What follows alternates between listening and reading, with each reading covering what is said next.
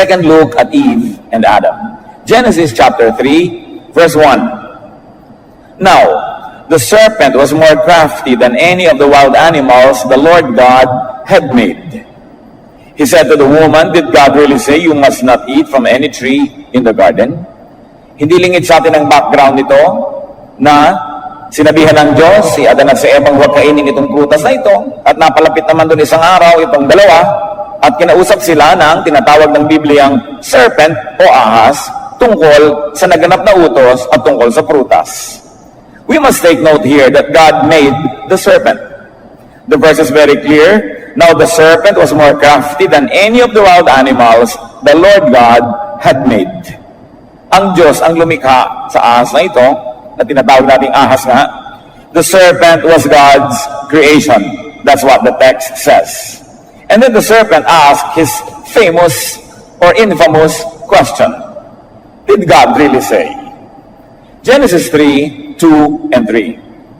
The woman said to the serpent, "We may eat from the trees in the garden, but God did say, you must not eat fruit from the tree that is in the middle of the garden, and you must not touch it, or you will die." So Eve was referring to an earlier instruction from God recorded in Genesis 2, 16 and 17. Let's go on with the story. Genesis 3, 4 and 5. "You will not surely die," the serpent said to the woman. "For God knows that when you eat of it, your eyes will be opened, and you will be like God, knowing good and evil." So the serpent reversed what God said about death. The serpent explained why God did not want the humans to eat the fruit.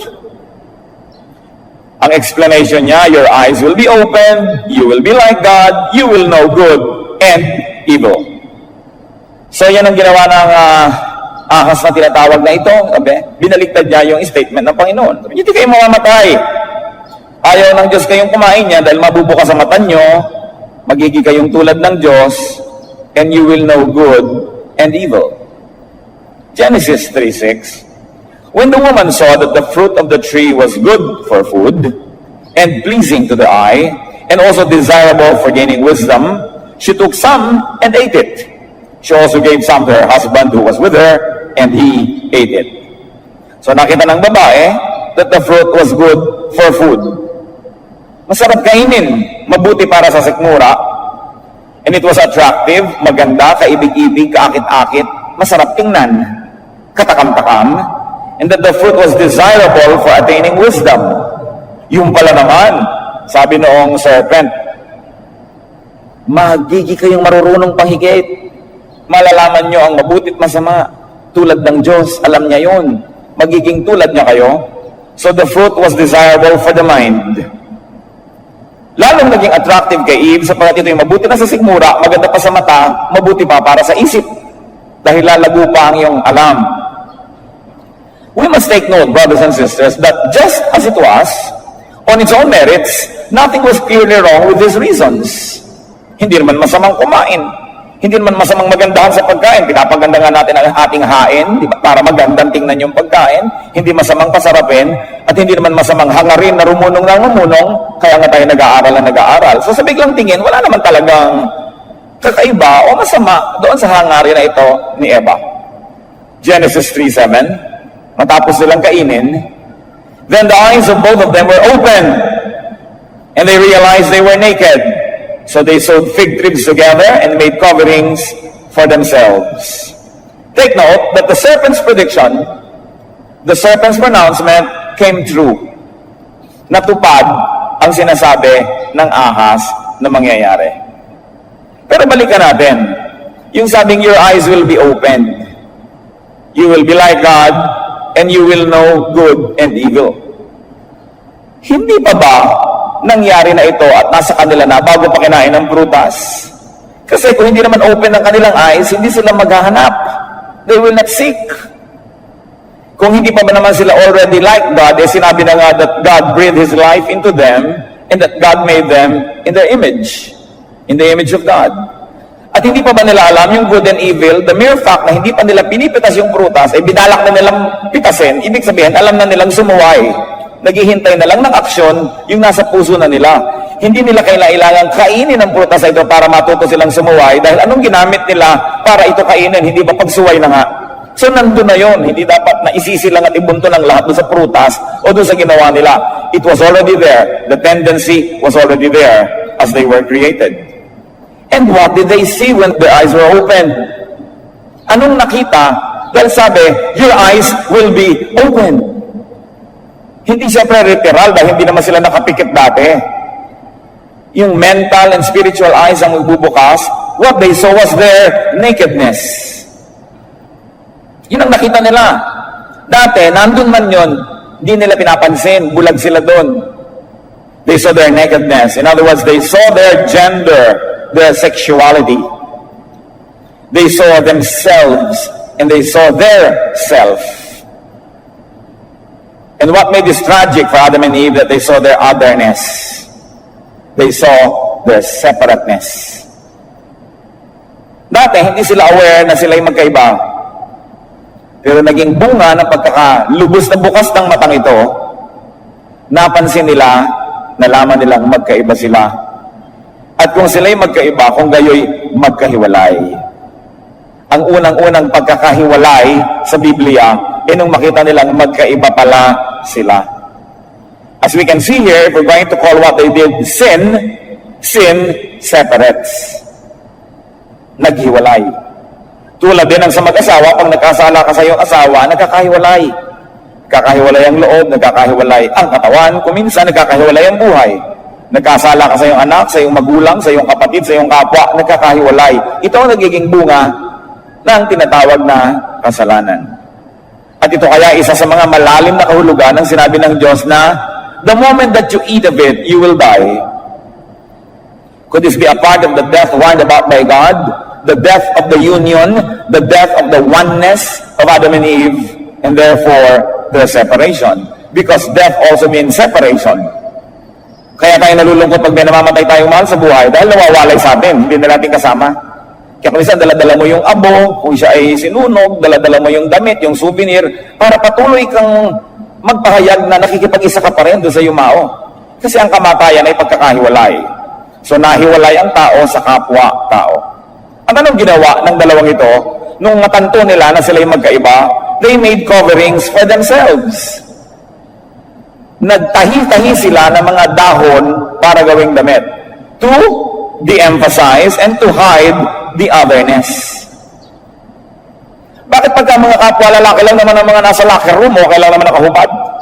Bakit pagka mga kapwa babae ang mga nasa spa o naliligo, okay lang nakahubad? Pero oras na naghalo, nagtatapi. Kasi magkaiba, tinatakpan ng pagkakaiba. At kumisa nagiging dahilan ng hiya o kaya ay ng pagiging asiwa, yung pagkakaiba na yan. At doon na mulat si Adan at si Eva na sila yung magkaiba. At bakit sila nagtahi na magkamukha mga damit at dahon? Para pilitin at sikapin na maging magkamukha uli. Kaya pag gusto nating magpakita ng equality halimbawa sa mga empleyado, pinag-uniform, pare-pareho kayong damit. So yung mataas ang rango, may additional na butones o may ibang kulay, may mga karango din yun, kamukha, ibig sabihin, magkakamukha sila. Kaya sa choir, pinag-uniform o kaya pinagpapare-pareho ng kulay para hindi man may lutang na lutang, may naiwan, may sikat na sikat, merong naging gilid-gilid na lang siya. So magkakamukha para burahin ang pagkakaiba-iba. At yan, si Adam and Eve ang umimbento ng uniform. Nag-uniform sila to de-emphasize the separateness and the difference.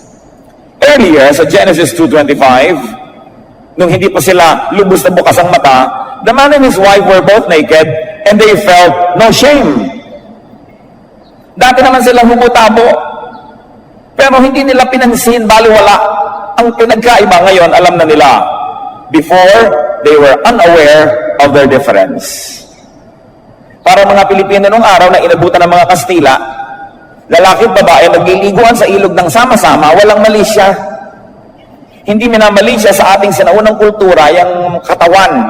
No? Kaya nga mga damit natin, mga kimona, kaninipis, hindi yan issue. Pero nung dumating ang Katolisismo, ang malisya ng kumbento was imposed on our people, pinatakpan ng tapis, pinatakpan ng panuelo, kailangan takpan ng takpan niya kung ano-ano. Nauso ngayon yung ganung uri ng hiya about the body, but pre-colonial Filipinos were not ashamed of their bodies, and they did not make it an issue. So, yan ang nangyari kay Adan at kay Eva. Nagkahiwalay. And the concept of oneness will never again be realized. Dahil sa pagkakahiwalay ng male and female ng mga gender, nagkaroon ng mga issue tulad ng gender-based supremacy, gender-based abuse, gender-based violence, and the gender-based strife would forever pester mankind hanggang ngayon. Kaya nagkareaksyon ang mga ilang kababaihan at nagkaroon ng feminismo dahil gusto na nilang tutulan ang patuloy na kaapihan ng mga babae sa kamay ng mga lalaki. Dahil lalaki kami, babae kayo, so kaming amo, kayong ganito, kayong ganon. Dito nagsimula kasi yung pagkakaiba. Kaya naman nilikha ang institusyon ng matrimonyo. The institution of marriage would aspire for and would be tasked with oneness again. Nagkahiwalay si Eva at si Adan, so kailangan silang ikasal. Genesis 2:24, for this reason, a man will leave his father and mother and be united to his wife, and they will become one flesh. Yun ang goal, burahin uli ang pagkakaiba. Para maging pantay uli. So pag nag-aasawa ang tao, hindi may naaapi at hindi may mataas o mababa ang ranggo. Ang dahilan ng pag-aasawa para burahin ang pagkakaiba at maging pantay muli. Pagkaisa muli. Yung iba naman, ginagamit yung matrimonyo para apihin yung babae. It is a misuse of matrimony. Genesis 3:8-10, ituloy natin ang kwento. Then the man and his wife heard the sound of the Lord God as he was walking in the garden in the cool of the day. And they hid from the Lord God among the trees of the garden. So, kung sila'y nagtago nung dumating ang Diyos, ibig sabihin, bago nangyari ang pagkakahiwalay na ito, sila'y hindi nagtatago. Sinasalubong nila ang Diyos, nagka-fellowship sila. Hindi sinasamba na ng Diyos, they were fellowshipping together. Because it was still very clear and very great that God made man in His image, that God is in man and man is in God, therefore they are there to fellowship. Pero dahil nga sa pagsuway na ito, nagkaroon ng pagkakahiwalay, takot ang namayani sa tao. Hindi Diyos yung lumayo sa tao, yung tao ngayon ang lumalayo sa Diyos. Verse 9, but the Lord God called to the man, where are you? He answered, I heard you in the garden and I was afraid. Why? Because I was naked. So I hid. Tandaan, hindi natakot si Adan at si Eva dahil sinuway nila ang utos.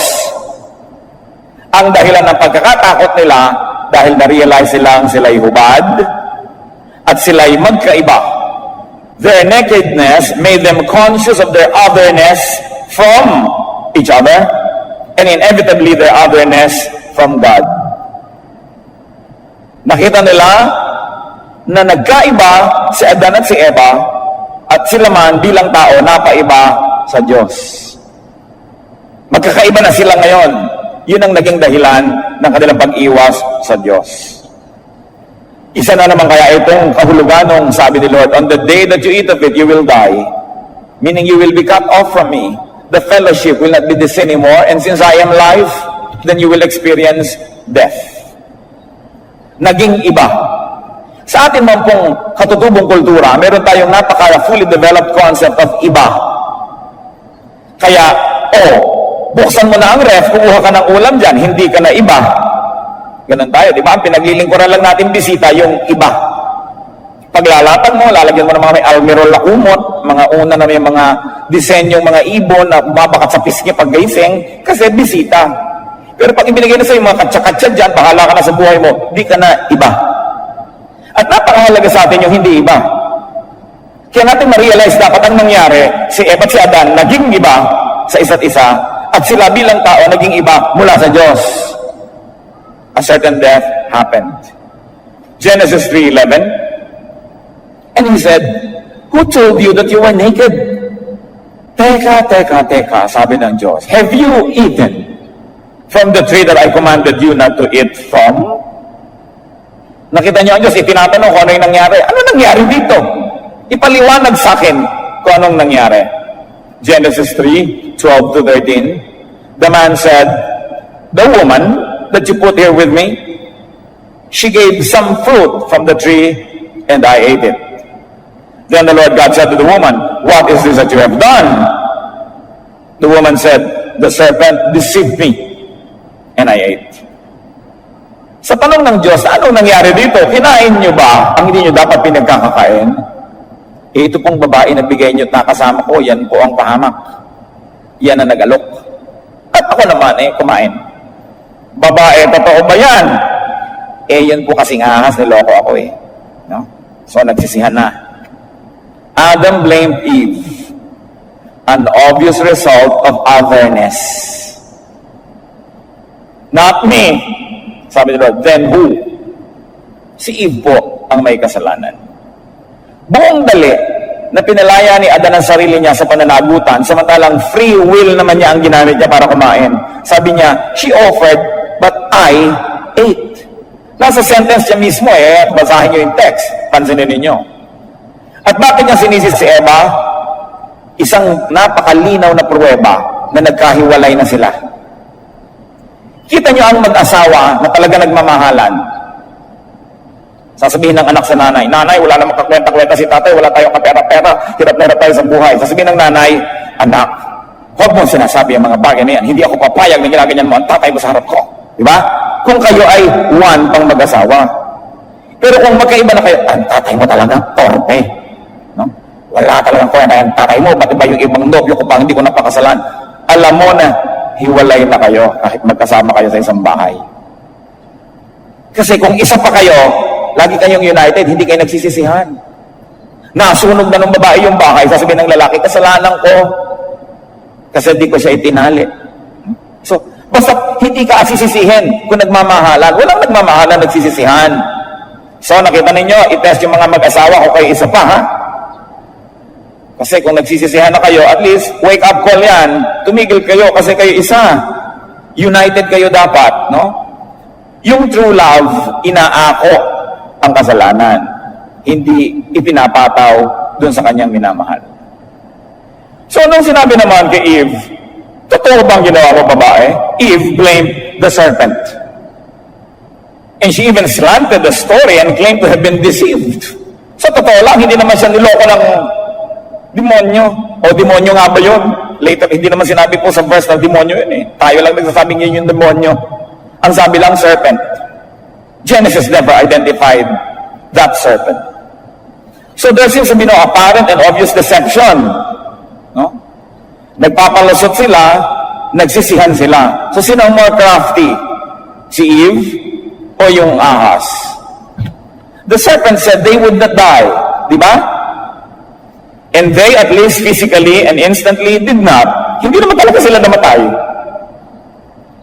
The serpent says their eyes would be opened, knowing good and evil. At di ba yung nangyari? Nabukas ang mata nila. So ang totoo naman ang sinabi sa kanila ng ahas. Bakit nga? Magalit na galit tayo sa ahas na ito. Kasi ang traditional interpretation, ibinuntun lahat ng sisi sa ahas. Alam niyo, ang tao lagi naghahanap ng masisisi Pero hanggat hindi natin inaangkin ng ating pananagutan at laging iba ang sinisisi natin sa relihiyon man o sa pang-araw-araw na buhay, hindi tayo gagaling. Hindi tayo magiging totoo at hindi tayo maitutuwid. The will to seek to be like God was already there before the disobedience. It was already there before the taking and eating of the fruit. Kasi kung wala pa sa kalooban nila sumuway, saan sila kumuha ng pangsuway bago nila nakain yung hindi nila dapat kainin? Nandun na sa loob nila. At ano po ang kung minsan na hindi madaling tanggapin na dapat ay pag-aralan ng mananampalataya na suriin at kung kayang tanggapin ay tanggapin, that free will is part and parcel of being God. That God has free will. That free will is part and parcel of being like God or being created in God's image. Dahil ang tao ay nilikha sa wangis ng Diyos, merong nakalagay sa kanya built-in na free will tulad ng Diyos. At ang free will na yon ang pinili ni Adam and Eve na gamitin para gawin ang ginawa nila. Sabi ng Genesis 1:26 and 27, Then God said, Let us make man in our image, in our likeness. So God created man in His own image. So wala kang makikita kay Adan at kay Eva bago nila kinain yung prutas na hindi nagmula sa creation. Nandun na, kasama na, hiwaga sa atin. Pero saan manggagaling yun? Diyos ang nag-create sa kanila. Saan manggagaling ang kanilang kalooban kung hindi kasama mismo ng creation? There was nothing in Adam and Eve that was not already there. That was the part of creation before the fruit was eaten. And remember the serpent. There was nothing in the serpent that was not part of creation, because the Bible is emphatic that the serpent was created by God, and it was created more crafty than all the other animals. So, nagmula rin sa creation yung kakanyahan, kasarinlan, identity ng serpent na ito. Genesis 2 verse 7. The Lord God formed the man from the dust of the ground and breathed into his nostrils the breath of life, and the man became a living being. So sa Diyos galing ang buhay niya. At maging yung lupa, yung alikabok na ginawa upang maging katawan niya, Diyos din ang lumikha dahil in the beginning, God created the world and everything in it. So galing din sa Diyos yung materials, no? While man was given breath and spirit, man and woman are also of dust, they are also of the earth. Psalm 103, verse 14, for He knows how we are formed. He remembers that we are dust. Higit kanino man ang Diyos ang kakaalam kung paano nilikha ang tao. At di niya nalilimot na ang tao ay nilikha mula sa alabok at sa kanyang espiritu na pinagsama. Kung ganon, God remembers. Therefore, God understands. Nauunawa rin ng Diyos ang mga ginagawa ng tao, bagamat hindi niya laging gusto ang ginagawa ng tao, pero naaalala niyang tayo ay mula sa lupa. And God helps people to be godly. 2 Peter 1:3, His divine power has given us everything we need for life and godliness through our knowledge of Christ. Kaya ang ministry ng Panginoong Hesus ay napakahalaga. Ito ang nag-neutralize sa ating pagiging lupa. Ang ministry, ang dugo ng Diyos ang naglilinis mula sa mga duming nagmumula sa ating pagkalupa. Ang pag-ibig ni Jesus ang siyang nagbibigay ng halaga sa atin bagamat tayo ay lupa. The heart of the ministry of Jesus is forgiveness. Why? Because remember, God remembers that we are dust. Paano ka pipilitin ng Diyos na maging hindi alikabok, alam naman niya talagang alikabok ka? So habang hinahanap ng Diyos ang mabuti sa iyo, yung galing sa Kanya, habang pinipilit at tinutulungan Kanya na maging better and better and better, sa iyong mga pagkukulang na talagang ano man ang gawin mo magpatiwa-tiwari ka at magpagulong-gulong ay talagang hindi mo magawa dahil nga lupa ka, nakalaan ang pagpapatawad ng Diyos. That is the beauty of the ministry of Jesus, which is also, of course, the brainchild of God the Father. Matthew 26:28, this is my blood of the covenant, which is poured out for many for the forgiveness of sins. Anong gagawin mo doon sa hindi makapasa-pasa? Ipapasang awa. Hindi ba? Gano'ng karami sa inyo mga pasang awa nun? Kung hindi pa naawa ang teacher, hindi papasa. Yung teacher nagbabagsak, pero ang Diyos hindi. Kasi maawain siya, gumawa siya ng paraan na lahat ng babagsak, papasa, pasangawa. Through the forgiveness of sin. O sige, may kasalanan ka, kahit anong gawin mo, nandyan yan, papatawarin na lang kita. Kasi wala namang ibang choice. Kundi i-condemn kita forever. Gumawa ang Panginoong Diyos ang paraan para ang tao makabalik sa Kanya, para mapanaigan yung kahinaan, at sa mga tagumpay ay mabuti, may premyo sa mga kabiguan, charge to the blood of Jesus. The beauty of the ministry of the Lord. Kaya si Lord ay ibang-iba sa mga propeta. Si Lord ay ibang-iba kahit sa mga New Testament teachers. Kasi ang message ni Jesus, forgiveness. Ang message ng iba, strictness. Kung kakapit kayo sa mga propeta, hindi kayo papasa. Kasi hindi sila nagpapasanawa. Napakalegalista nila, bagsak akong bagsak, hindi mo na isubmit ang assignment mo on time, bagsak ka. Yung iba pa nga, ipapadala ka pa kay Satan, itatakwil ka. Si Jesus hindi yon. Kaya kapit kayo kay Jesus, kapit tayo lahat. Sa Kanya lang tayo may pag-asa. Pag sa iba kayo kumapit, kawawa tayo. But Jesus is our hope. And He gives us forgiveness. The heart of Jesus' ministry is acceptance. Kasi sinabi sa Luke 7:34, the Son of Man is a friend of sinners. Why? Because every other prophet is an enemy of sinners. Every other prophet is a judge of sinners. Kahihigpit, pauulanan ka ng apoy, kung ano pinapagawa sa'yo. Then Jesus comes and brings the perfect message of God in heaven, acceptance.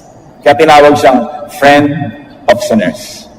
Kaya ang mga relihiyoso, hindi at is kay Jesus, dahil kasama siya at kabakabarkada ng mga makasalanan, bagamat hindi siya kasama sa kasalanan, pero tinatanggap niya at minamahal. The heart of Jesus' ministry is love. John 13:34, a new command I give you, love one another. As I have loved you, so you must love one another. The heart of Jesus' ministry is restoration. Alam niya, damage na ang tao, tama na ang mga paliwanag at ang mga sisihan, pagalingin. Pupunta ka sa doktor, nagkasakit ka, hindi ka nasisisihin. Ikaw kasi sigarilyo ka ng sigarilyo. Ikaw kasi kung ano na pinagagagawa sa bahay. Mahiga ka dyan, operasyon, gagamutin kita, amputation, whatever. Gamutan na lang. At yan ang ginagawa ni Jesus.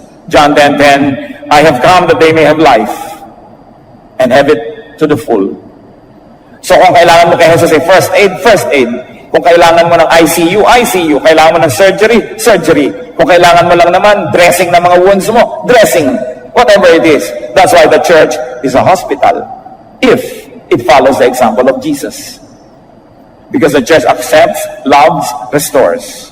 Luke 4:18, the Spirit of the Lord is on me because He has anointed me to preach good news to the poor. Hindi lang to economically poor, but also the spiritually poor. Kasi yung spiritually poor, puro bad news ang nadidinig niya sa propeta. Judgment, fire, hell. Pero sabi ni Lord, I have come to preach the good news. The good news of forgiveness, of unconditional love, of acceptance, of freedom. He has sent me to proclaim freedom for the prisoners and recovery of sight for the blind, to release the oppressed. Palalayain ng lahat ng mga nakagapos. Iginagapos man ng kasalanan, o iginagapos ng simbahan, o iginagapos ng relihiyon, ano man yon, palalayain ni Jesus. Ang iginagapos ng kasalanan, bibigyan ng bagong buhay. Ang iginagapos ng mga napakahirap na mga tradisyon at mga pasakit, ay bibigyan niya ng panibagong pananaw upang makalaya. Because man's free will operate and can resort in falling. God, in His infinite mercies and love, provided for us a way out. The love of Jesus. The love of God. Back to Genesis 3, verses 14 and 15. So the Lord God said to the serpent, because you have done this, in-encourage mo sila na gumawa ng ganyang bagay. Ano ka ba? Sabi niya, cursed are you above all the livestock and all the wild animals. So yung serpent, wild animal, hindi siya si Satanas. Siya ay wild animal. You will crawl on your belly and you will eat dust all the days of your life. I will put enmity between you and the woman, and between your offspring and hers. He will crush your head, and you will strike his heel. Sabi, ginawa mo kasi yan, in-encourage mo sila, sabi na nga, huwag eh. Ito mangyayari sa iyo. To the serpent, anong hinatol ng Diyos? Humbling. Ikaw ba naman ang gumapang? Nasubukan niyo bang gumapang because you are humble? Sobrang humbling yung gumapang. So pinagapang. Kaya kung minsan, isusumpa ka lang magulang mo, gumapang ka sanang parang hayop. Ganyan, sumpa, no? Kasi, bakit kailangan siyang i-humble? Kasi he was more crafty than anyone else. Siya talaga yung pinaka-may kakayanan. Lumabis ng paggamit. Tinawid ang hangganan. Kaya, hinumble siya. Ang kasalanan mo, ang yapang-yapang mo, sobra ka nagmamagaling dyan. So, ang sagot, humbling. At sabi, you will eat dust. Kasi ang kinakain ng lahat, plants, remember? God gave the fruits to everybody, to humans, and the leaves of all the plants to the animals, and also the fruits para sa mga birds. So ngayon, hindi na siya vegetarian. Ano ang dust? Man is of dust, meaning flesh. So nagsimula, palagay ko, ang pagkain ng hayop sa kapwa hayop. Ang pagkain ng karne. Kasi you will eat dust. Alam mo namang alikabok yung kakainin niya. Ano siya? Anay. No? So, to eat dust is probably to eat flesh. It is when you'll be violent. Violence entered life. Magkakainan na ngayon ng mga animals. Dati, puro vegetarian.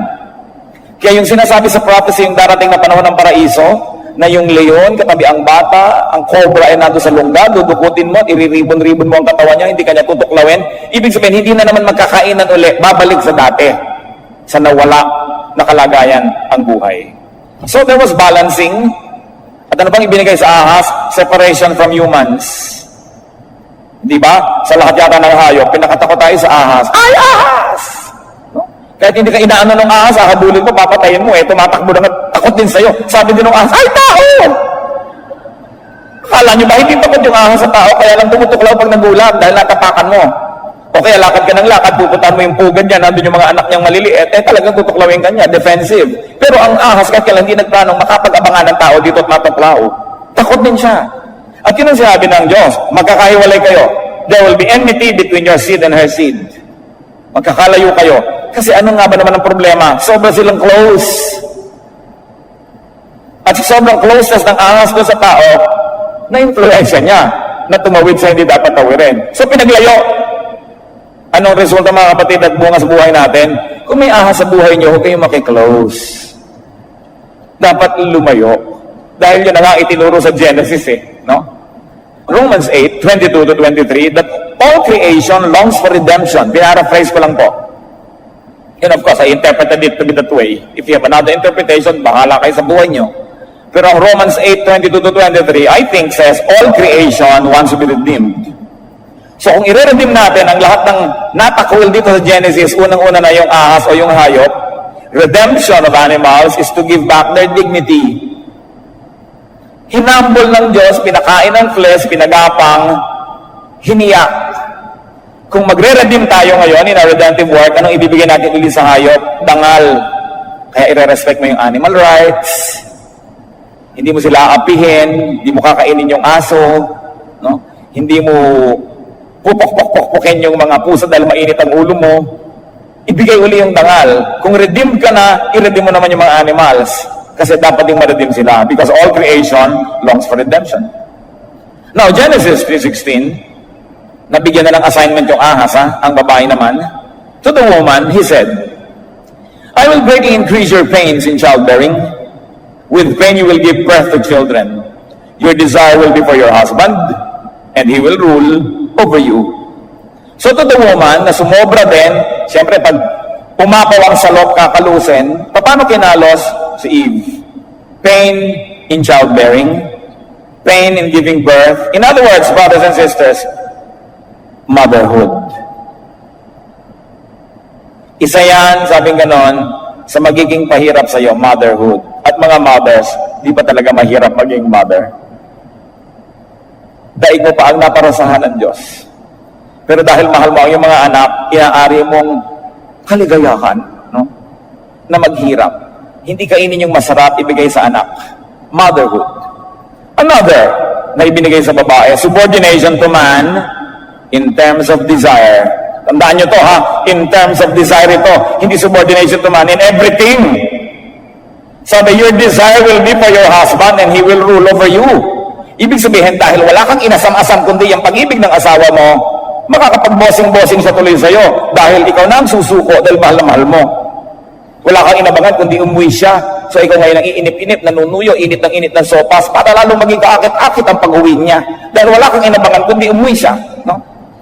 Kaya kung ano nang ginagawa mo sa mukha mo, binabanat mo, niluluto, sinisigan, nilalamigan, iniinitan para maging banat na banat, para maging kaakit-akit, para huwag siyang tumingin sa iba. Dahil sabi, your husband will rule over you because you desire for him. Pero kung wala kayong desire sa asawa niyo, nung ka na kayo ay kanyang maapi. Di ba? Pero sabi, yan. At bakit nangyari yon? Because man will tend to focus on work, not on the woman. Fallen man will focus on work and not on the woman. And fallen woman will tend to focus not on God, but on the man and on her children. No? So yan yung parang naging bunga. Ang babae tuloy, dahil sa parusa, nawala ng kasarinlan, nawala ng pagkatao, naging isa na lang siyang nanay at naging isang asawa. Hindi na siya isang taong individual na mayroong sariling anino, kaya maging nanay siya o hindi, kaya magkaasawa siya o hindi. Kaya nakita niyo ang lipunan, uy, last trip ka na, Inday, ba't di ka pa nag-aasawa? Kasi parang hindi ka tao pag di ka nagkaasawa. No, hindi yan godly attitude, but it is a result of the fall. Tapos yung babaeng may asawa, huy, bakit di ka pa nanganganak? Ano ba naman yan? Kung ano-ano mga ibibintang sa'yo, ikaw, kailan? Yung may nanganak, ikaw, kailan? Nagdusa na nang nagdusa yung babaeng walang anak. Dahil parang wala siyang katuturan kung wala siyang anak. Kasi nga, ang naging kahulugan na maging babae ngayon, dahil sa parusa, maging ina at maging asawa. So, redemption of women is to give back their identity as an individual, not only as a mother, but not only as a wife, but as a person. Now, bonus kung wife siya, bonus kung mother siya, pero kung siya lang, dapat siya man good enough. Kasi yun naman ang simula sa creation. Redemption of women is to give back their pagkatao apart from motherhood and wifehood. That you must never just identify a woman with how many children she has or who the husband is. But she is herself. Redemption of women is to give back their meaning apart from motherhood and wifehood. Kung gusto natin isama yan sa redemption. Kasi all creation longs for redemption. So sa mga mag-asawang mga Kristiyano at nasa Panginoon, na-redeem na kayo, i-redeem nyo yung mga roles nyo. Hindi lang siya asawa, hindi lang siya nanay. Siya ay isang ganap na tao na dapat igalang bilang isang individual. Hindi laging isinusubordinate ang pagkatao niya sa kanyang pagiging nanay o sa kanyang pagiging asawa. Birthday ng asawa ninyo, reregaluhan nyo ng first class na kaldero. Eh di sa pagkananay na naman napunta yung kaldero, sa pagkaasawa na naman, hindi sa kanyang pagiging isang individual o tao. No? Reregaluhan nyo ng apron, ibig sabihin, magluto ka na. No? Reregaluhan nyo ng magandang kusina, hindi regalo yun eh, dapat talagang yun eh. Pero, yun, nawawala yung pagtingin natin sa babae bilang isang individual, lagi na lang siya isang nanay o isang asawa. Bagamat hindi masama, agalang-galang, pero paano yung hindi naging nanay at hindi naging asawa? Second class. Redeem the role of women if you are already redeemed. Genesis 3:17, kala nyo nakaligtas lahat, si Adam kasali. To Adam, he said, because you listened to your wife and ate from the tree about which I commanded you, you must not eat of it. Cursed is the ground because of you. Through painful toil, you will eat of it all the days of your life. Dahil nakinig ka sa kanyang impluensya at hindi sa aking instruction, susumpain ng lupa. Dati, libre ang pagkain. Ngayon, magdusa ka, bungkalin mo yan. May kasama pang tinik-tinik, mahirapan ka. Hindi ka basta-basta nalang bibigyan ng lupa ng pagkain. Kailangan mong paghirapan. So to the man, hard work for and difficulty in making a living. The ground was cursed. So what is redemption for a man? And not only for the males, but for all of humanity? Material blessings. Abundance again. In fact, in the Old Testament, to be blessed meant to be abundant and to be prosperous. Hindi laging ini-spiritualize ang blessing nun. It meant to be abundant and to be prosperous. Kung nyo laging binabasa yung Old Testament from the lens of the New, baligtad. If you want to understand the New Testament, look at it from the point of view of the Old. Hindi yung old ang i-redefine from the new. Then ang tagal-tagal na walang new. Sa lagay, hindi naintindihan ng mga taga-Old Testament yung text nila, pero wala pa yung new. Of course, they understood it on its own merit. So now you understand the New Testament from the point of view of the old, not the old being understood from the point of view of the new. Kaya nagkakaiba-iba yung reading. No one was condemned, no one was punished by being sent to hell. Don't overread Scripture, mga kapatid. Walang ipinadalaan Diyos sa impyerno. Yun lang ang parusa, ha?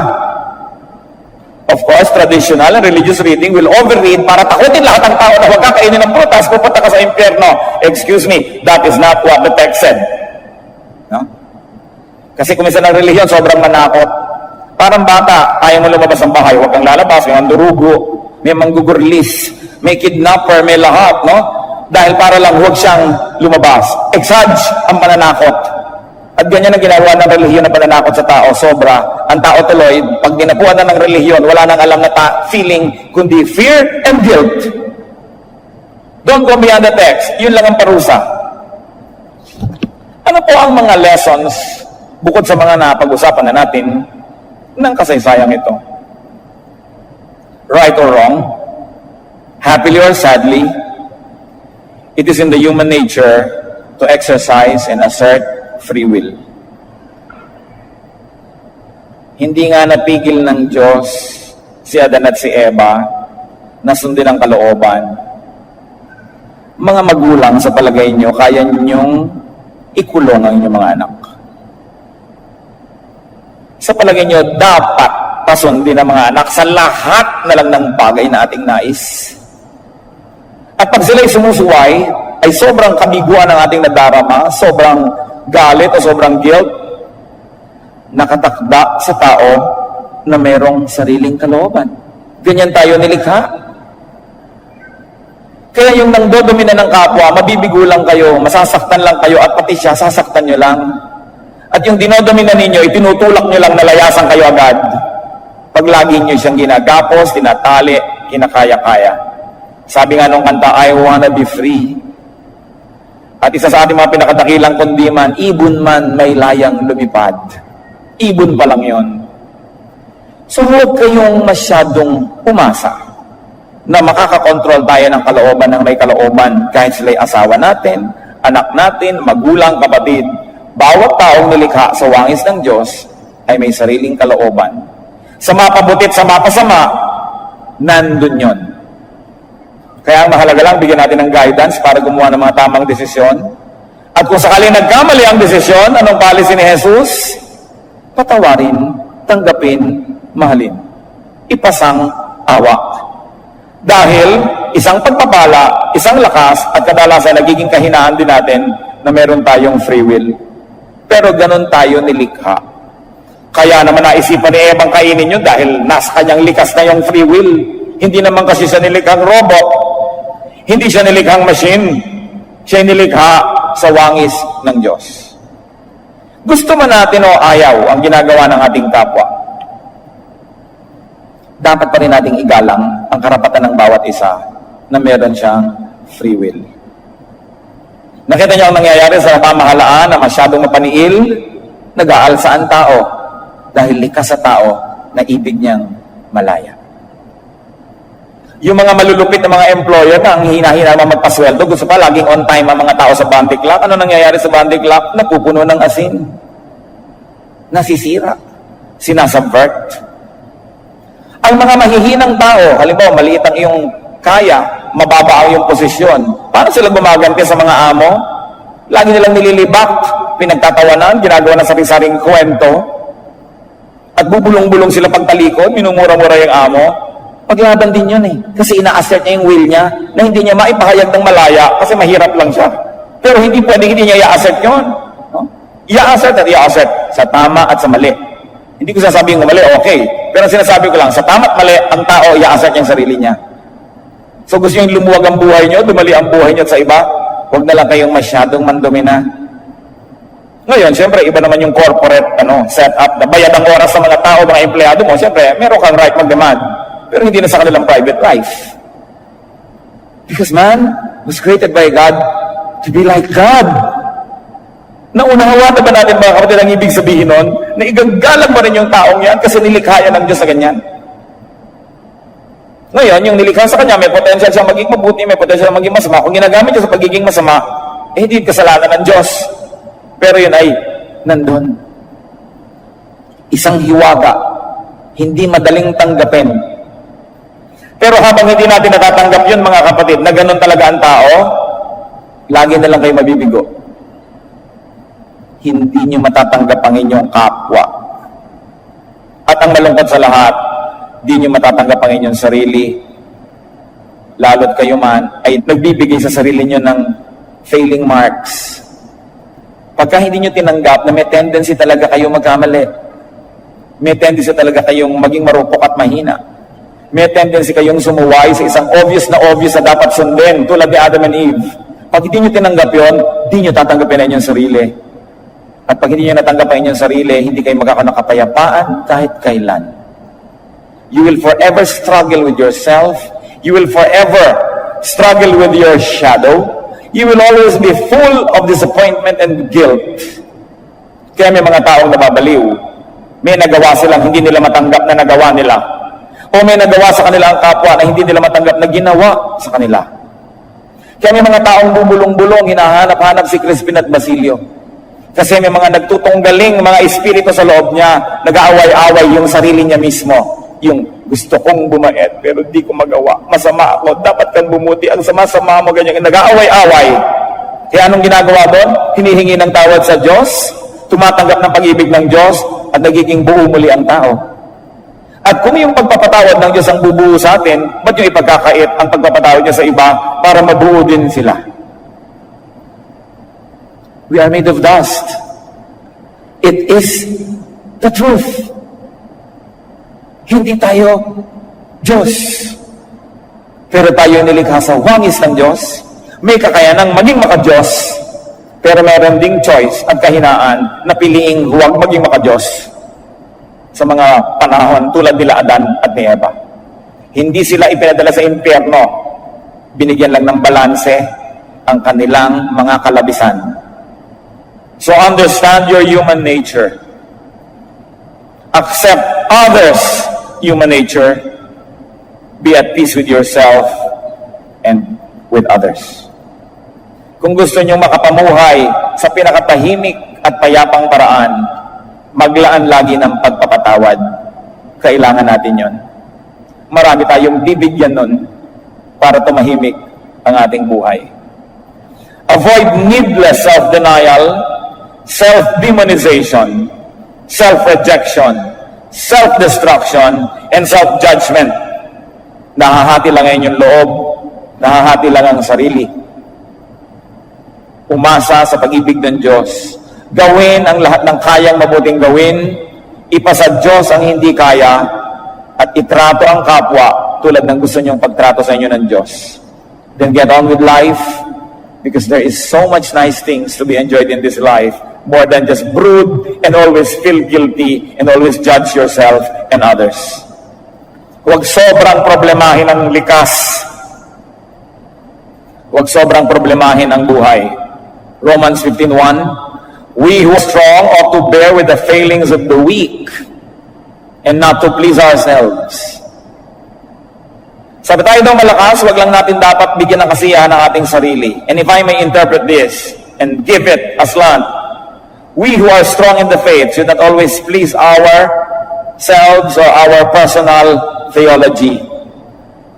Halimbawa, ang theology mo, very highly evolved, tamang-tama. Yung iba, yung theology nila, basic pa lang, o medyo mali-mali.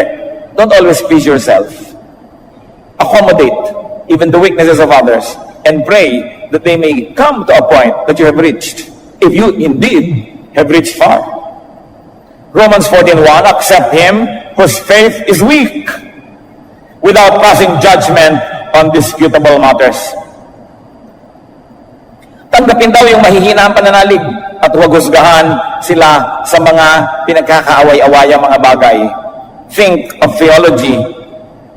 Ano ba yung disputable matter sa mga Kristiyano? Di ba theology? Laging theology, kaya nag-aawayan, kaya nagpapatayan. Sabi ko talaga, ang taas-taas ng theology mo, yung iba hindi pa, di accommodatein mo. Turuan mo kung gusto mo, kung makikinig, tulungan mo, ipanalangin mo, but don't judge. Antayin mo na dumating siya sa level mo para kayo magkasundo.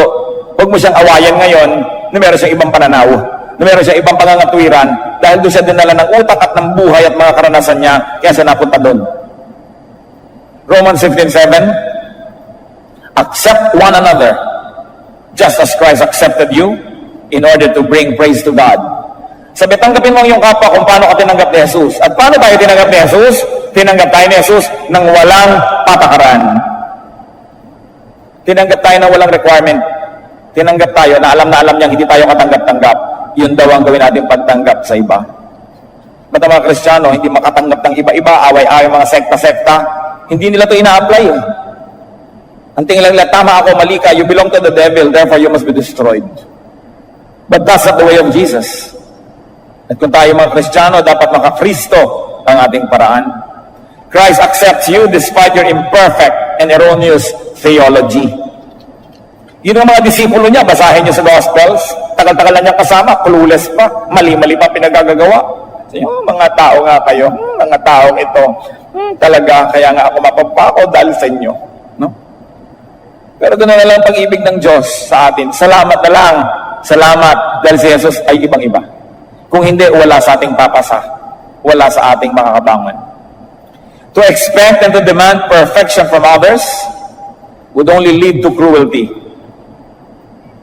And if we're going to apply it, to expect and demand theological conformity from other people will only lead to cruelty.